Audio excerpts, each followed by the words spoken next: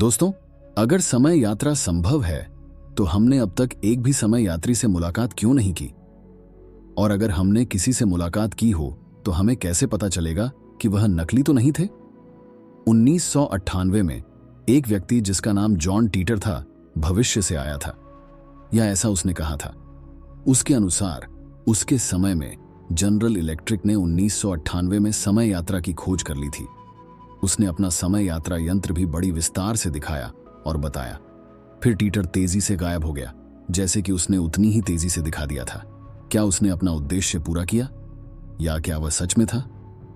दोस्तों, अगर हमें यह साबित करने का कोई तरीका मिल जाए कि कोई अलग समय से यात्रा किया है तो यह विज्ञान के लिए बहुत अच्छा होगा। हाँ, यह अल्बर्ट आइंस्टीन के समय स्थिरता के सिद्धांत को खतरे में डालने का खतरा है। आइंस्टीन ने समय को चौथी आयाम के रूप में देखा। अंतरिक्ष तीन धारी स्पेक्ट्रम है जो हमें लंबाई, चौड़ाई और ऊंचाई प्रदान करता है। समय दिशा प्रदान करता है।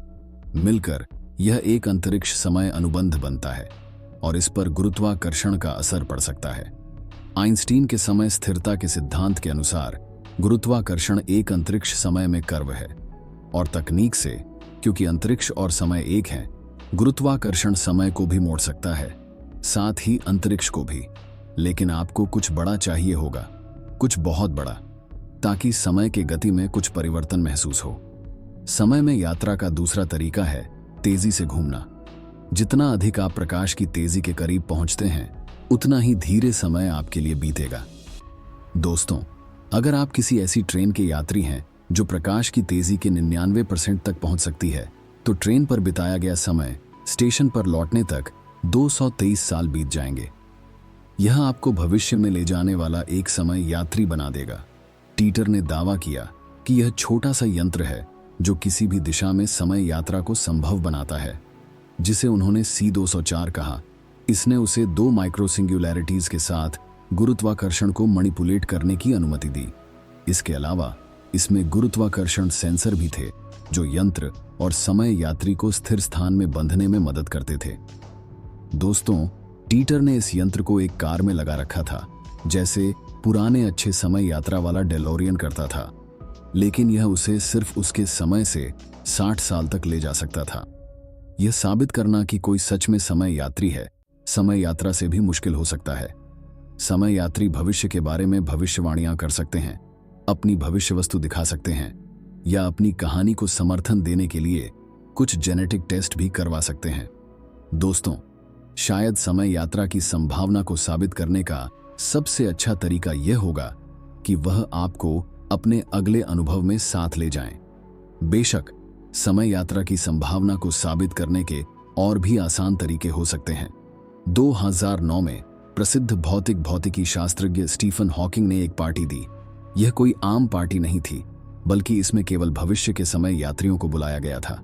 हॉकिंग ने निमंत्रण तब भेजा था जब पार्टी समाप्त हो चुकी थी। दोस्तों, उसने माना कि अगर भविष्य के यात्री पार्टी में बुलाने से पहले पहुंच जाते हैं तो यह साबित हो जाएगा कि समय यात्रा एक दिन संभव होगी। लेकिन वह घंटों तक बैठे रहे, कोई नहीं आया। इसका मतलब यह नहीं है कि समय यात्रा असंभव है। एक संभावना है कि भविष्य के यात्री वॉर्म होल्स का इस्तेमाल सीख जाएं या अंतरिक्ष समय में पूल का उपयोग करें।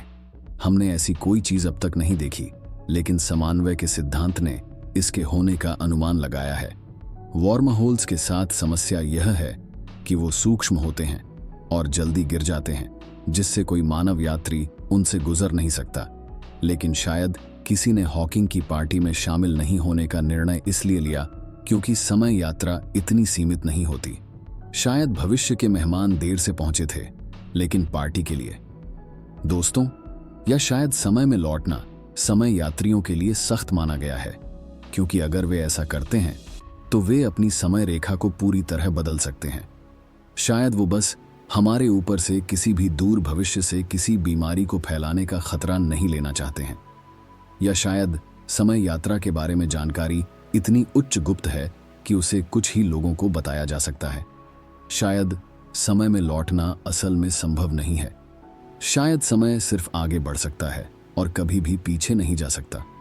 शायद जॉन टीटर एक बड़ा झूठ था। हमारे पास 2034 तक यह जानने के लिए कुछ और साल हैं।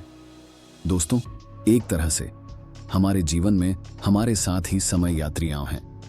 अंतर्राष्ट्रीय अंतरिक्ष स्टेशन पर स्थित यात्रा का अपना एक राज है। यह 8 किलोमीटर प्रति सेकंड की तेजी से घूम रही है। इससे उनकी उम्र धीरे धीरे बढ़ रही है, लेकिन फर्क सिर्फ 100वें हिस्सों के हिस्सों में है।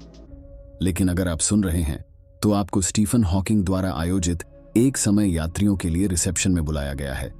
Party university of Cambridge, UK में 28 जून 2009 को होगी। RSVP की जरूरत नहीं है दोस्तों। और हाँ, अगर आपको एक अंतरिक्षयान में चढ़ने का मौका मिले और एक काला होल के समय यात्रा के प्रभाव का आनंद उठाने का मौका मिले, तो ध्यान रखें कि उस गुरुत्वाकर्षण वाले प्रवृत्ति में मत गिर जाना। लेकिन वह एक और कैसा होगा कि कहानी है।